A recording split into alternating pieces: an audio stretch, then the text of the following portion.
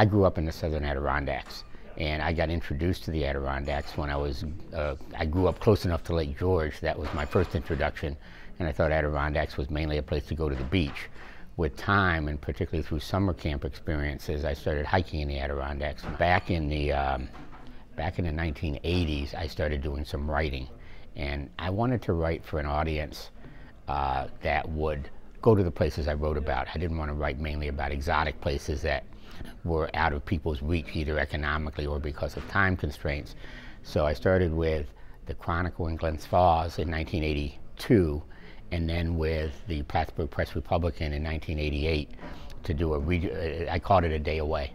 So essentially everything was a day trip, and a lot of it was the Adirondacks. And I would look for the hikes that people didn't necessarily do on their own. I became intrigued by the Adirondack Great Camps that it seems every wealthy capitalist that we studied in school had, along with the New York City apartments and their Newport cottages. All of that led me to be interested in Adirondack history, and so I've written a couple of small things. I mean, I've written, well, I shouldn't say small, they were big to me, but a history of Plattsburgh.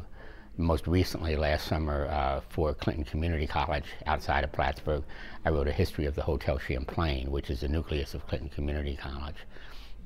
I can tell you that I'm pretty convinced that, at least as a travel writer, if I never got outside the margins of the blue line of the Adirondack Park on my map, I'd still have things to write about for years.